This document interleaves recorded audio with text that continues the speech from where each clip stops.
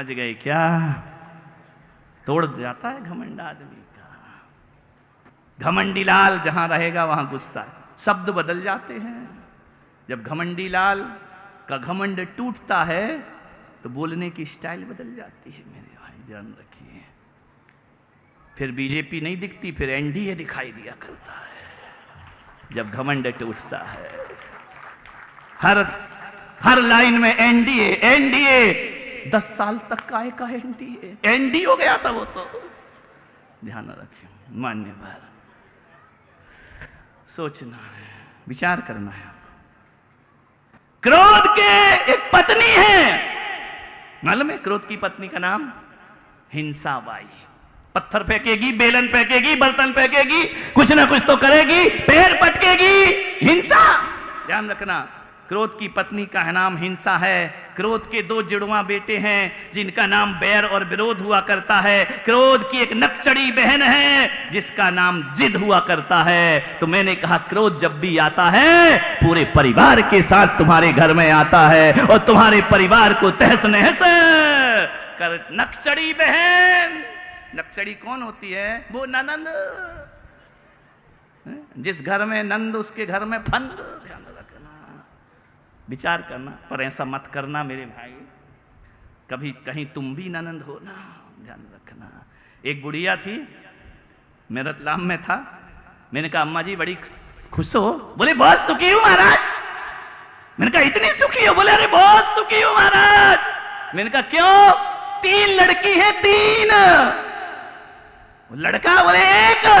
मैंने कहा 3 लड़की 1 लड़का, तुम बहुत खुश हो, बेटियां अच्छी घर में। अरे बोले इतने अच्छे घर में गई हैं, इतनी अच्छे घर में गई हैं, मैंने कौन से पुण्य किए थे पिछले जन्म में, मेरी तीनों बेटियां राज कर रही हैं।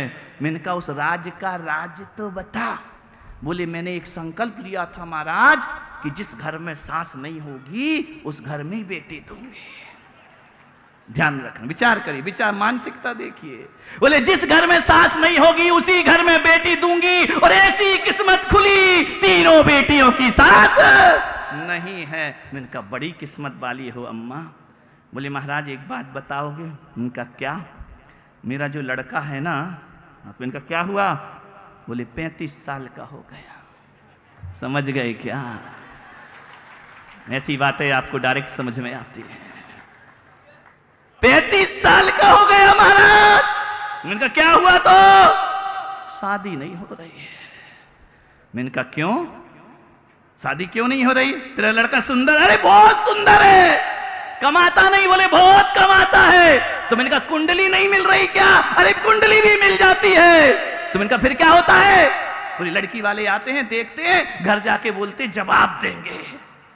15 साल हो गए आज तक जवाब नहीं लौटा। मैंने कहा अम्मा नहीं होगी शादी। बोले आप ऐसा कैसे बोल रहे हो? मैंने कहा बिल्कुल नहीं होगी शादी, बिल्कुल नहीं होगी। बोले क्यों?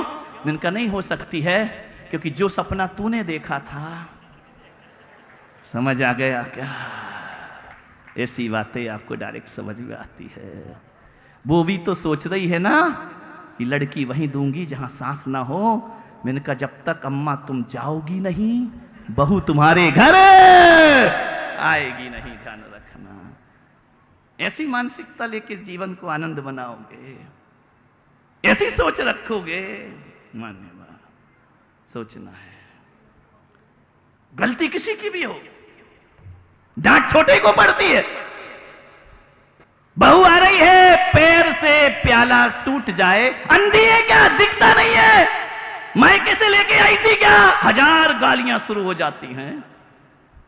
और यदि धोखे से सास से प्याला टूट जाए तो अब क्या होगा? अंधी है क्या? दिखता नहीं है? नहीं नहीं नहीं, वो सास नहीं बोल रही है, वो बहू को कह रही है 50 बार बोला प्याला वहां रखना चाहिए, यानी उसमें भी बहू पिटेगी। ध्यान रखना, कमाल की बात है। तुम्हारी गलती तो भी बहू गलत, उसकी गलती तो भी बहू गलत। सास वो सुधर जाओ, ध्यान रखना। अहमदाबाद की सुधर जाओ, बाहर की छोड़ो। एक पिताजी थे, लॉन में अखबार पढ़ रहे थे। वो लॉन में अखबार पढ़ते समय अचानक एक प्याला टूटने की आवाज आई, झनकार आई, टनकार आई। पिताजी ने कहा बेटा देखो प्याला किसने तोड़ा? बच्चा चुप रहा। अरे बोल बेटा जाना, प्याला किसने तोड़ा? बोले आपकी बीवी ने। अहमदाबादी गुजराती बच्चा होगा, बोले तुम्हारी बीवी ने, है ना? तो बाप ने कहा तेरी क्यों नहीं तोड़ सकती? तेरी बीवी से भी टूट सकता है। बोले जाके देख लो, आज तो तुम्हारी बीवी ने तोड़ा है। बोले तुझे कैसे पता? बोले ऐसे पता कि जब प्याला टूटा तो प्याला टूटने की टनकार तो सुनाई दी, लेकिन मम्मी की झनकार सुनाई नहीं दी। इसलिए मैंने कहा कि प्याला तुम्हारी बीवी ने तोड़ा है। ध्यान रखिए, मान्यवर, विचार करिए। आपके घरों में, आपकी फैक्ट्री में, आपकी दुकानों में भीषण गर्मी है। इस अहमदाबाद में सब जगह फैक्ट्रियों में एक वो लगाते ना, लाल लाल फायर अग्निशामक यंत्र लगाते हो ना? क्यों लगाते हो? क्यों लगाते हो? कभी धोखे से आग लग गई तो उससे क्या करोगे? आग पर कंट्रोल करोगे कि नहीं करोगे? और नहीं किया कंट्रोल तो फैक्ट्री जल करके खाक हो जाएगी। आपसे मेरा निवेदन है, जब आप अपनी फैक्ट्री में, दुकान में एक अग्निशामक यंत्र लगाते हो, एक अग्निशामक यंत्र अपने दिमाग में भी लगा के रखा करो कि भीतर क्रोध की चिंगारी है, वो ऐसी चिंगारी जो कभी भी भड़क जाएगी, और जैसे ही भड़क जाए तो समझदारी का अग्निशामक यंत्र फायर कर देना चाहिए ताकि वह घर जलने से बच जाए। मालूम है तुम्हें, जब तुम्हारी शादी हुई थी, ऋषभ जी हुई कि नहीं? नहीं, शादी में हुई या नहीं? तो आजकल तो ऐसे भी ले आते हैं। अच्छा फेरे डाल, अच्छा बुंदेलखंडी हो ना, वही तो। विचार करिए, जब आपकी शादी होती है तो शादी कैसे होती है? एक लकड़ी के खंबे की कितनी परिक्रमा लगाते हो? बोलो, 7 लगाते हो ना? 7 परिक्रमा लगाते हो। एक बात मालूम है, 6 परिक्रमा में पत्नी आगे होती है, 7वें में यहां का सिस्टम मुझे नहीं मालूम, और मैं एक्सपीरियंस से नहीं बोल रहा हूं, मैं बाल ब्रह्मचारी आदमी, मैं क्या जानूं, लेकिन ऐसा सुना है कि 6 में पत्नी आगे होती है और 7 में पति आगे हो जाता है। मैंने सोचा ऐसा क्यों होता है? मैंने शास्त्रों में इसका उत्तर खोजा तो शास्त्रों में लिखा है कि स्त्री 6वें नरक तक जाती है। समझ में आया क्या? नरक कितने होते हैं और महिला कौन से नरक तक जाती है? आदमी 7वें नरक तक जाता है। तो बीवी कहती है बेटा 6वें नरक तक तो साथ हूं, और 7वें में तू आगे रहेगा, मैं धक्का मारूंगी, तू 7वें में चला। ये 7 नरक, विचार करिए।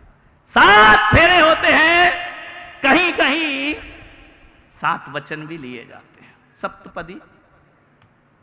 बोलो ना रे शादीशुदा लोग, ऐसे हिस्से दिला रहे हो कि जैसे तुम कोर्ट मैरिज करके बैठे हो यहां पर। 7 फेरे, 7 वचन होते हैं। मैं पुलक सागर कहता हूं, अब जब भी तुम्हारे घर में शादी हो, थोड़े से 7 वचन को परिवर्तित करो। वो पुराने 7 वचन, अशोक जी कौन कौन से थे बताना? नहीं, अरे 7 वचन तुमने और उनने लिए थे ना, सोमेश्वरी ने। कौन कौन से थे? क्या मालूम महाराज, पंडित दिला रहा था और हम हाँ बोले जा रहे थे। उस पंडित से पूछो कि मेरे 7 वचन कौन से लिए थे। पंडित बोल रहा था, मैं हाँ कर रहा था, और अंदर तो लग रहा था अरे कितना ले रहा, जल्दी कर, फेरे डाले लेके जाए। लेकिन पंडित अपने वचन दिलाए जा, किसी को 7 वचन याद नहीं होंगे। तुम तो ऐसी कसम खाते हो जैसे नेता शपथ ले रहा हो झूठी। ध्यान रखना। क्या हुआ आदिश, तुम्हारी तो ताजी ताजी है, याद है 7 वचन? बोली महाराज जब से तुम आए हो वचन छूट गया, प्रवचन याद रह रहा है आजकल। 7 वचन लेते हो, मैं पुलक सागर कह रहा हूं, उन 7 वचन में 7 को मत बदलो, तुम जानो तुम्हारा काम जानो। एक वचन मेरा भी लिख देना। जब शादी हो, बेटी कुंवारे जो हो, शादी हो, तो एक वचन मेरा भी लिखना, उसमें डाल देना कि जब 7वां फेरा हो तो कहना, एक वचन लेना कि देखो अब हम दोनों जीवन भर के हम सफर बनने जा रहे हैं। बस आपसे इतना ही मैं कहना चाहती हूं कि जब मैं आग बनूं तो तुम पानी बन जाना, और जब तुम आग बनो तो मैं पानी बन जाऊंगी। घर ऐसे चलेगा, घर ऐसे चलेगा। जिनकी शादी हो गई वो भी वचन ले लो, मजबूत हो जाएगा, 7 जन्म का रिश्ता हो जाएगा। कौन पत्नी बोली हमारा 7 में ही होना चाहिए भगवान, आगे का तो दूसरा होना चाहिए। 7 वचन ले लो कि जब मैं आग बनूं तो तू पानी बनना, और जब तू आग बने तो मैं पानी बन जाऊंगी। एक बात याद रखना, पत्नी 10 बार आग बनती है। जब भी तुम गर्म होते हो, नाराज होते हो, ये पानी बन जाती, पानी बन जाती है। अहमदाबाद वालों बोलो, आपसे निवेदन है कि एक बार इसे भी आग बनने का अवसर दिया करो। तुम ही आग बने रहोगे 24 घंटे, सप्ताह में एक दिन तो बोल कि तू आग बन और मैं पानी बनता हूं। ध्यान रखना, यदि ऐसी जिंदगी हो गई कि एक पानी और एक आग बना, तो फिर हाथ में हाथ डाल के कहना मेरी रब ने बना दी जोड़ी। ध्यान रख, आनंद इसी को कहते हैं, सुख किसी को कहते हैं। एक आग बने तो दूसरा पानी बने, लेकिन तुम इतने नादान हो, इतने नादान हो, किसी के घर में भी कभी भी क्रोध की आग भड़क सकती है। ध्यान रखना, किसी के घर में कभी भी 1 मिनट नहीं लगता है, क्रोध की चिंगारी भभक जाएगी। समझदारी का पानी रखो, ध्यान रखना। नहीं तो ये मत सोचना कि पड़ोसी आग बुझाएगा। पड़ोसी तो रामलाल पेट्रोल लेके बैठा है कि कब आग लगे और पेट्रोल डाल दो। कोई तुम्हारा भला नहीं चाहता, ध्यान रखना। एक बहुत बड़े फकीर हुए, कबीर। थोड़ा और बोल सकता हूं क्या? नहीं, आज तुम्हें ऋषभ जी की भड़ास निकाल लूंगा। विचार करिए, कबीर बैठे हैं घर के आंगन में, रुई धुनक रहे हैं। रुई समझ दे, कपास धुनक रहे हैं उसको। एक जिज्ञासु पहुंचा कबीर दास के पास, कबीर जी मैं देख रहा हूं कि बरसों से तुम इस झोपड़े में पति पत्नी रहते हो, लेकिन कभी तुम्हारे घर से लड़ाई झगड़े की आवाज नहीं आती है। कबीर ने कहा हम नहीं लड़ते हैं। राज बताओ कि झगड़ा क्यों नहीं होता? हमारे घर तो हर 2-3 दिन में महाभारत होती है। क्या बात है कि तुम में झगड़ा नहीं होता? दिन था, दिन का समय था। कबीर ने कहा बैठ जाओ। कबीर ने अपनी पत्नी को कहा कि अरे सुनती है? लालटेन जला के ला। पत्नी गई, लालटेन जलाई, रख करके चली गई। कबीर ने कहा उत्तर मिल गया? बोले दिमाग खराब है तुम्हारा, मैं तो बड़ा ज्ञानी समझ के आया था, तुम भी मूर्ख हो और ये पत्नी महामूर्ख है। दिन के उजाले में लालटेन जलाने की क्या जरूरत थी? दिन का उजाला है, आंगन में बैठे हो, तुम कह रहे लालटेन ला, तुम्हारा भी दिमाग खराब है। लालटेन तो रात को जलती है, तुम्हारा भी दिमाग खराब। और जो लाए हो वो भी मुझे कुछ खिसकी हुई लग रही है, वो भी जला करके चली गई। कबीर ने कहा उत्तर नहीं मिला। बोले ये कोई उत्तर है क्या? पागलपन है? अब समझ आया कि तुम पागल हो इसलिए नहीं लड़ते हो। कबीर ने कहा थोड़ा बैठ। कबीर ने पत्नी को कहा 2 गिलास दूध लेकर आ। 2 गिलास दूध लाई, 1 गिलास कबीर ने और 1 गिलास जिज्ञासु। कबीर ने कहा पियो। कबीर ने तो गिलास उठाया, गटागट पी गए पूरा दूध। जिज्ञासु से कहा तू पी ले। जैसे ही पिया, 1 घूंट थूक दिया उसने। बोले पागल हो क्या तुम लोग? अरे शक्कर की जगह नमक मिला के लाई है। कबीर ने कहा उत्तर मिल गया। बोले ये उत्तर है? ऐसे पागलों की जिंदगी हम नहीं जी सकते हैं। मुझे नहीं चाहिए उत्तर, मैं चला। कबीर ने कहा ठहर जा, उत्तर लेके जा। देख, हम पति पत्नी के बीच तर्क नहीं है। मैंने कहा कि लालटेन लेकर आ। पत्नी ने क्यों नहीं पूछा, किस लिए नहीं पूछा। वो समर्पण में जीती है। वह जला करके लालटेन चली गई। जब मेरे लालटेन जलाने पर उसने कोई प्रश्न नहीं किया, तो धोखे से शक्कर की जगह नमक डल गया। तो जब वो प्रश्न नहीं करती है, तो मुझे भी तर्क करने का कोई अधिकार नहीं हुआ करता है। मैं भी तर्क नहीं करता हूं। आज पहली बार धोखे से नमक डाला, मैं उठा के गटागट पी गया। मैंने ये नहीं पूछा कि तूने शक्कर क्यों नहीं डाली, नमक क्यों नहीं डाला। जिज्ञासु उत्तर मिल गया। बोले उत्तर क्या है? बोले हम पति पत्नी के बीच तर्क नहीं समर्पण है, ध्यान रखना। और मैं पुलक सागर आपसे कहता हूं कि जहां तर्क है वहां नर्क है, और जहां समर्पण है वहां स्वर्ग है, ध्यान रखना।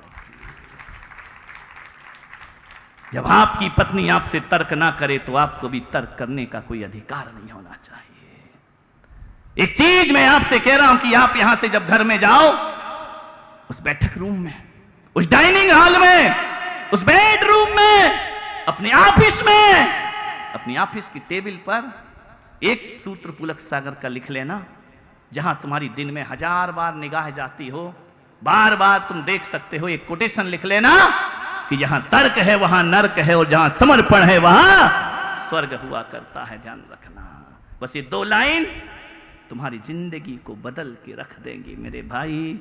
ये 2 लाइन किसी शास्त्र से कम नहीं है, ये 2 लाइन गीता से कम नहीं है, ये 2 लाइन पुराणों से कम नहीं है, ये 2 लाइन शावकाचार से कम नहीं है, ये 2 लाइन मूलाचार से कम नहीं हुआ करती हैं। बस 2 लाइन याद रखो, जब भी गुस्सा आए, जब भी आपका मन खराब हो, इतना सोचना, जहां तर्क है वहां नर्क है, और जहां समर्पण है वहां स्वर्ग है। तर्क मत करो। लेकिन अभी तो तुम्हारे घर में मालूम है क्या होता है? सास ने कहा यूं, बहू ने कहा क्यों। अथ श्री महाभारत प्रस्तुत करता गोदरे। यूं और क्यों की लड़ाई है, ध्यान रखना। मान्यवर आपसे निवेदन है, नहीं, समर्पण में जीने का ख्याल करो। इन झगड़ों को संभालो। ये तुम्हारा धर्म, तुम्हारी पूजा, तुम्हारे पाठ, तुम्हारी त्याग, तुम्हारी तपस्या, तुम्हारी मालाएं कितना भी जप लो, घर में शांति नहीं है ना, तो मंदिर में कितने भी शांति विधान करा लेना, और मंदिर में कितने भी छिंद छिंद भिंद भिंद चिल्ला लेना, भीतर आग लगी है, बाहर की शांति धारा तुम्हें शांति प्रदान करने वाली नहीं है, ध्यान रखना है। और जो भीतर से शांत हो जाता है, जो भीतर की शांति धारा कर लेता है, जो अपने परिणामों को शांत कर लिया करता है, मंदिर की शांति धारा उसके लिए मोक्ष का रास्ता बन जाया करती है। मान्यवर, पहले भीतर शांति, पहले घर की शांति, पहले घर को मंदिर बनाने का प्रयास करिए। कैसे बनाओगे घर को मंदिर? हल्की बातों में अपना समय गुजारो। कोई कुछ कह देता है, छोड़ो ना,